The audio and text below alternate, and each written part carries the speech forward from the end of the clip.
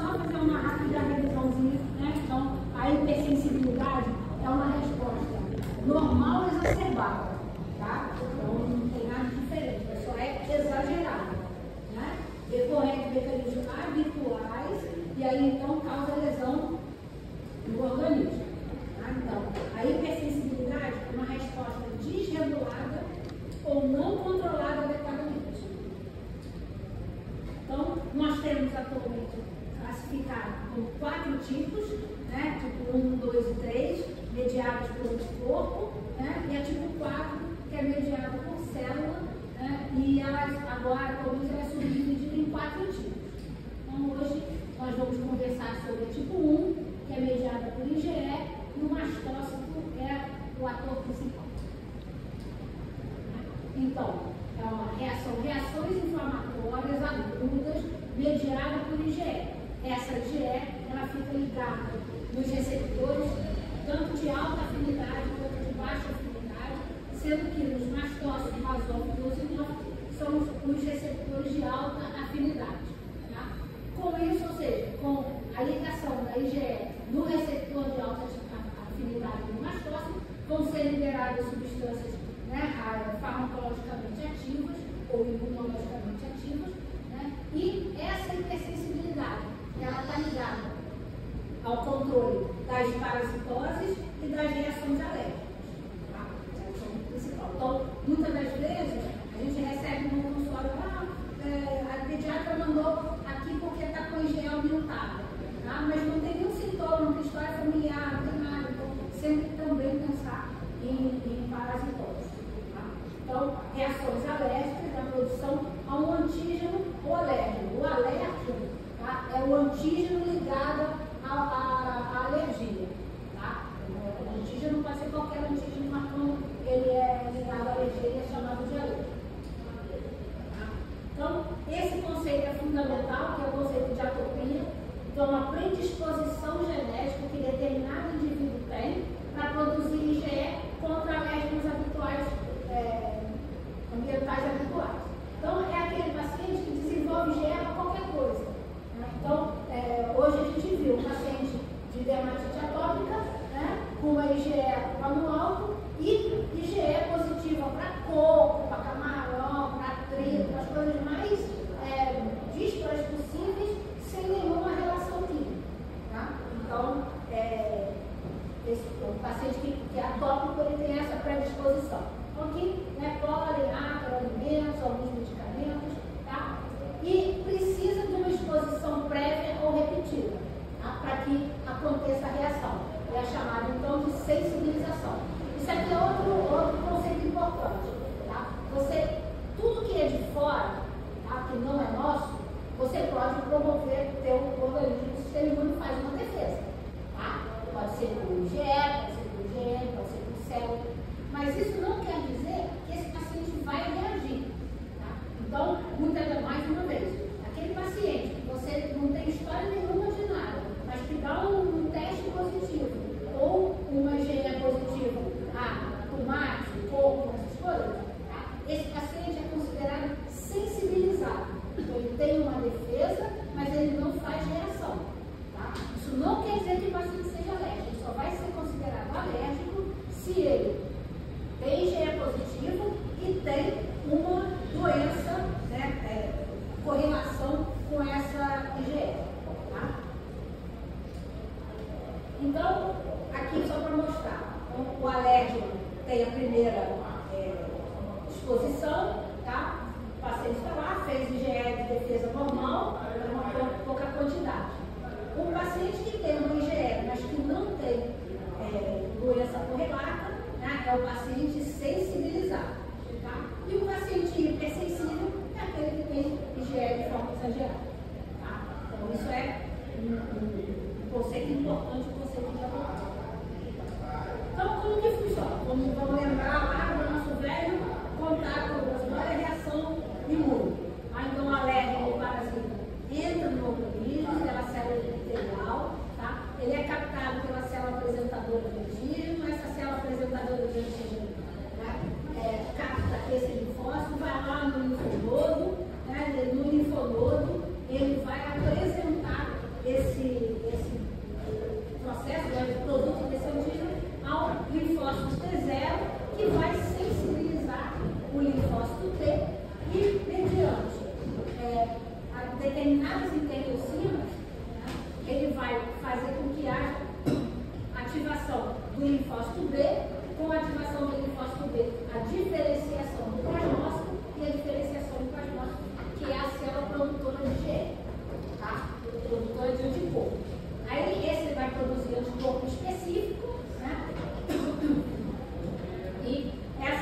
essas são as interleucinas ligadas a esse processo. E aí os anticorpos vão para a circulação, né? Ficam lá circulando e vão se ligar no receptor de alta afinidade do mastócito até que haja uma segunda exposição. Quando há essa segunda exposição, você tem a degranulação do mastócito. Com isso, nós vamos ter a liberação de aminas vasoativas e mediadores lipídicos, que são os chamados mediadores pré-formados, né? São responsáveis pela reação imediata, que é minutos até 1 hora, tá? Ou as substâncias neoformadas, que são principalmente as citocinas, tá? Que é responsável pela reação de fase tardia da resposta imediata, tá? Que é aquela que ocorre 2, 4, até 6 horas depois da reação. Tá? Essa fase, até que haja a formação do anticorpo, é chamada fase de sensibilização. Tá? E a fase onde você já tem a liberação dos mediadores, né? Essa é a fase efetor. A gente vai ver que praticamente todas as hipersensibilidades vão ter uma fase de sensibilização e uma fase efetora, que é aquela fase em que você produz o anticorpo ou a célula específica, e é depois a fase onde esse anticorpo ou linfócito específico vai produzir a reação. Tá? Então, independente do desencadeante, ou seja, o alérgeno, né, causador da formação do anticorpo específico, vai se ligar ao IgE, que está ligado ao receptor de mastócito, de alta afinidade de IgE no mastócito, e vai liberar uma série de substâncias. Né? Essas substâncias, elas são responsáveis pelas reações imediatas, que são as pré-formadas, né, que é histamina, serotonina e heparina, e as substâncias neoformadas, que são as interleucinas e os produtos de ativação do metabolismo do ácido araquidônico. Né? E aí, dependendo do alérgeno e do local onde essa situação acontece, essa reação, nós vamos ter os sintomas. Então, se é no nariz, a gente vai ter espirro, se é no bronco, a gente vai ter espasmo de musculatura lisa, se é no intestino, vai ter cólica, nós vamos ter o edema, vamos ter edema e pápula, com extravasamento de líquido e de citocinas, e recrutamento de células inflamatórias, né, que vai ter infiltrado celular. Tá? Aqui é a forma da sinalização. Isso é importante tanto para a reação do tipo 1, mas para a chamada síndrome de ativação do mastócito. Tá? Então, essa é a forma em que o mastócito degranula. Aqui no caso, tá, a reação é feita com o antígeno e a IgE específica. Tá? Mas a gente tem que lembrar que o mastócito é uma célula do sistema imune inato que tem, eu não vou falar de hoje, mas muitos receptores. Então, e se esse paciente tem um defeito nessa sinalização, ou seja, essa sinalização é exagerada, qualquer coisa que estimule o mastócito vai promover degranulação. Tá? Então, lembrar que essa reação antígeno-anticorpo não é o único fator capaz de degranular o mastócito. Tá? Então, isso é importante por quê? Porque se você tem por exemplo, uma urticária, tá? Você pode ter uma urticária causada por um alimento, e aí você tem uma IgE específica para esse alimento, tá? Mas você pode ter urticária, por exemplo, por uma medicação, porque existe um receptor chamado MRGPR2, em que, por exemplo, a quinolona se liga nele direto e degranula direto. Tá? Opioides, tem granulação direta do mastócito. Frações do complemento, tá? Tem degranulação direta. Então, processos infecciosos, tá? Pode causar degranulação do mastócito, sem a participação do IgE. Então, lembrar que todo paciente que faz urticária, apesar de nem todos, precisam de fazer teste para IgE. Isso aqui é importante. Então, quando há a ligação do antígeno com as duas IgE específicas, vai ter a sinalização. Aqueles grãos que já estão pré-formados, eles vão liberar as substâncias, as chamadas substâncias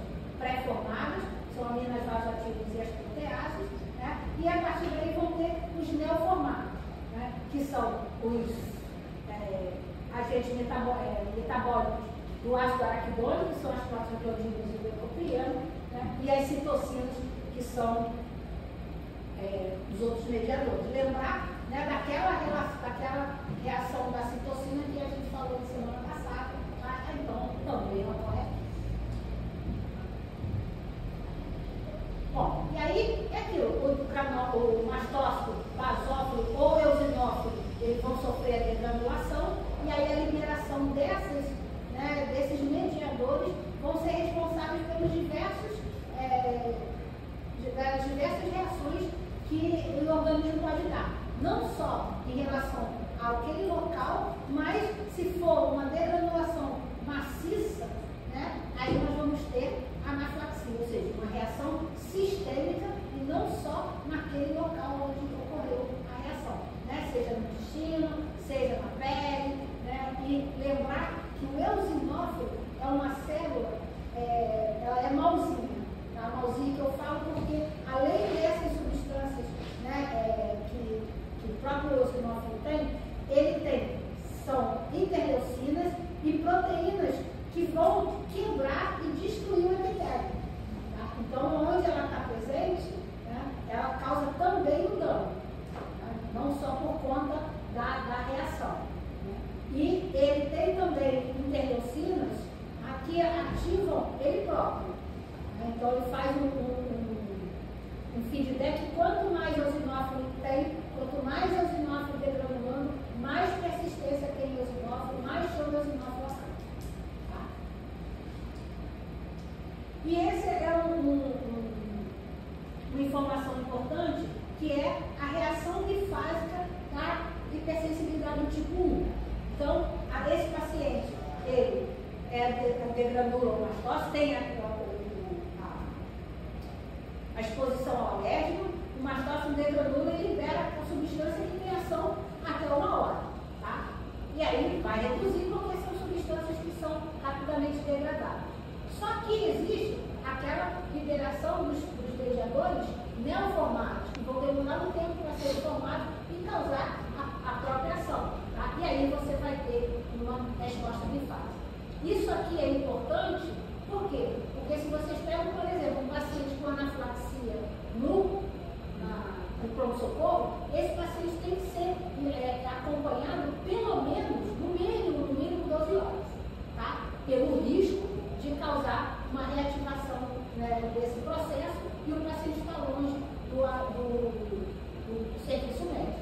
Quanto maior for a resposta imediata, a resposta inicial, maior é a probabilidade de você ter uma resposta bifásica e uma resposta bifásica não tão tranquilinha assim, tá?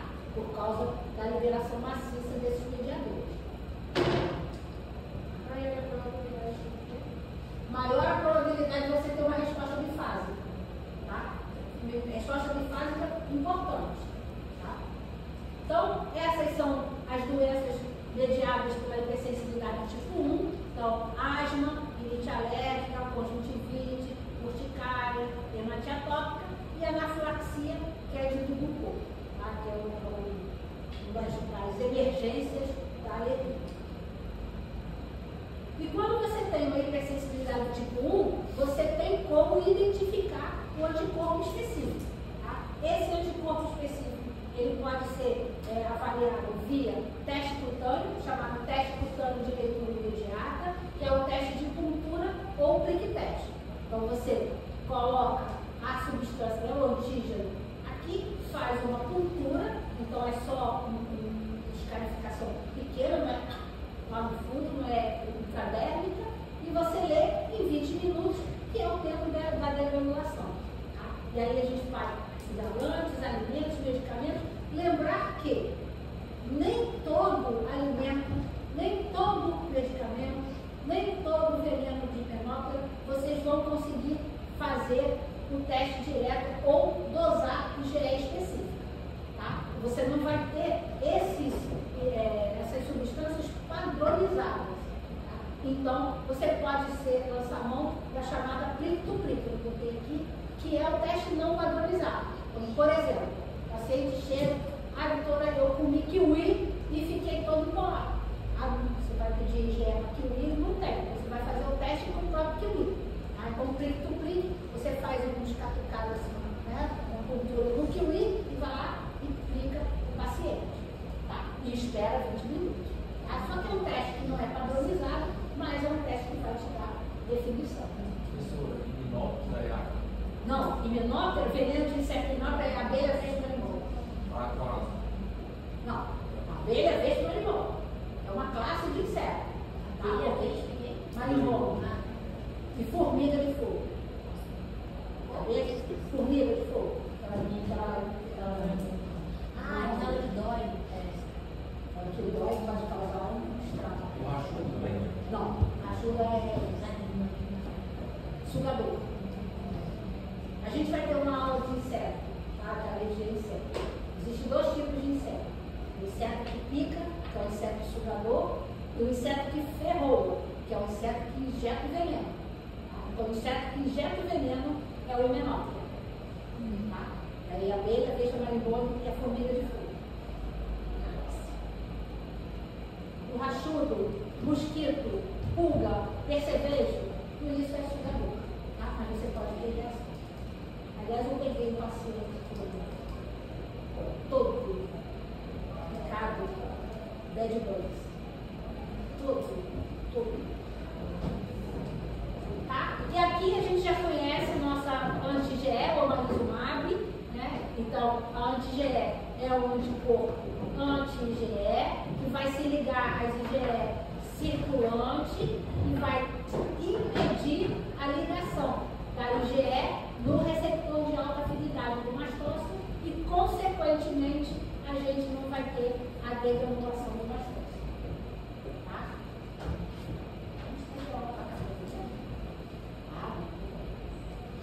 Então, na dermatite atópica, a gente também vai ter a participação de IgE. Tá? Lembrar que a dermatite atópica, como eu já disse, é atópico, mas ela não é só o mecanismo da IgE, ela tem todos outros fatores, né, que fazem com que a dermatite atópica seja o que ela é, ou seja, uma doença de difícil controle, né, porque depende da genética do paciente, depende do distúrbio de barreira que esse paciente tem, né, tem um defeito de barreira, né, ele tem uma desregulação imune, não só por conta da hipersensibilidade tipo 1, mas por outras citocinas envolvidas. Né? Então, não é simplesmente uma doença de IgE mediada, tá? Mas ela tem principalmente aos ácaros. Professor, toda dermatite atópica é por IgE? Toda dermatite atópica é por IgE. Tá? O que acontece é que, como eu disse, a IgE ela é parte do problema. Então, se você tem um distúrbio de IgE, mas você tem uma genética robusta, com um defeito de barreira importante, você vai começar a ter processo inflamatório, você vai começar a ter igual aquela paciente que tem uma dermatite de contato. Né? Então, para esses pacientes, né, muitas das vezes, e para nós, alergistas, a dermatite atópica, o tratamento 1 da dermatite atópica, além do básico, tá, é imunoterapia, é vacina, porque é uma doença tipo 1, só que existem determinados pacientes em que você começa a vacina e o paciente não tolera. Por quê? Porque ele tem uma carga dos outros fatores muito grande. E aí esses pacientes aqui têm indicação de fazer imunossupressor ou de fazer imunobiológico. Tá? Quem passar na alergia vai ver que alguns pacientes a gente faz vacina liberar rapidinho, a gente faz vacina, o paciente não melhora, faz imunossupressor, o imunossupressor é fantástico, tá? Melhora super bem. E às vezes a gente faz imunossupressor para começar a vacina, a gente tira o processo inflamatório para poder tratar a parte do IgE. Tá? E às vezes nada disso resolve, eles são parte do imunobiológico. A histamina é liberada por isso, não? A histamina ela é liberada pelo mastócito e basófilo. Então, a necessidade de pode tratar com histamina. Sim. Falaremos em breve sobre esse assunto. Tá? Aqui. Isso serve então foi bom essa pergunta, porque eu acho que vocês vão ouvir ela dizer que não se trata de dermatite atópica com histamina, né? Com histamina, publicidade. Por quê? Porque o antihistamínico aqui, tá, é um dos fatores. Tá? E o prurido da dermatite atópica não é pela histamina, como é no caso da urticária. Tá? A urticária, o tratamento inicial é o histamínico e aumenta a dose para controlar.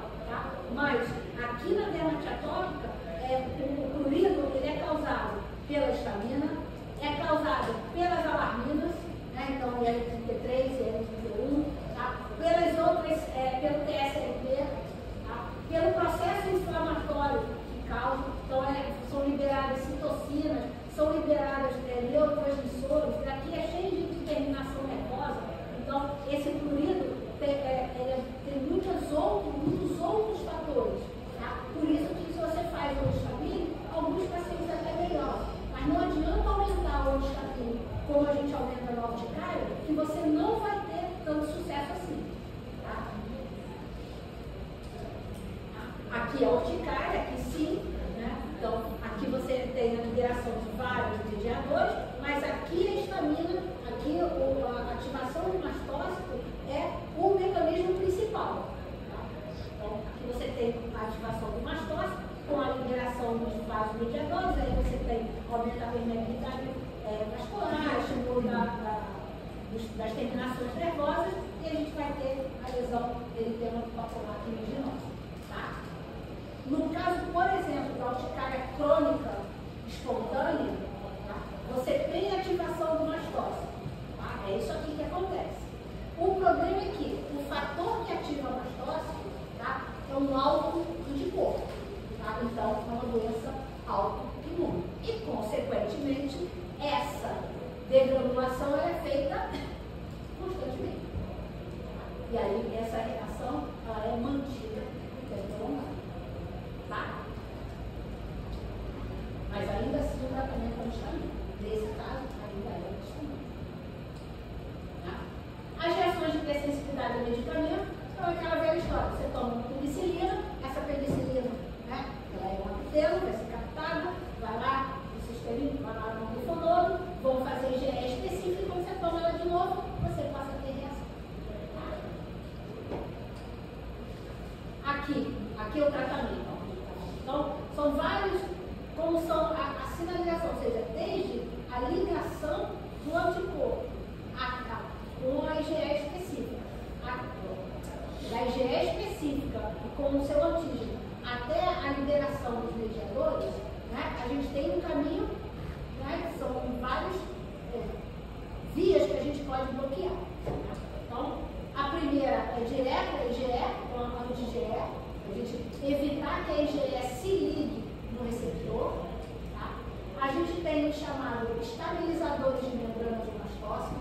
Tá? Então, a gente tem o cromobicar, que é muito usado no nariz agora nos sintomas. Tá?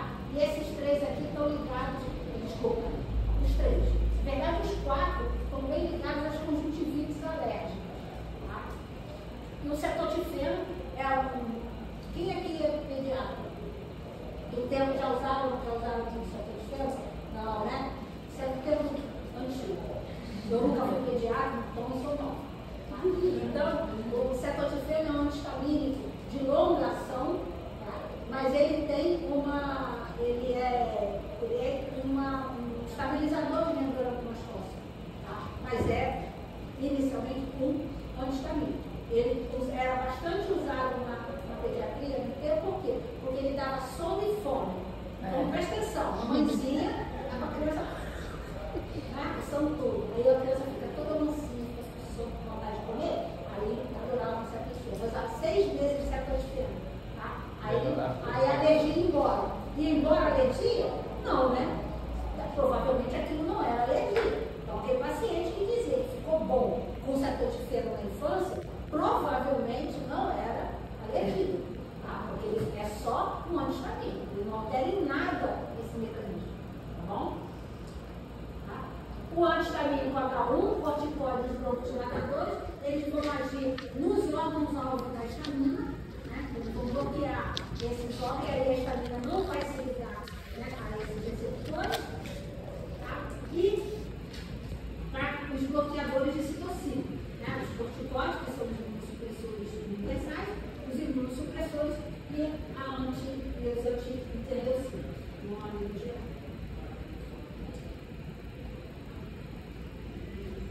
dermatite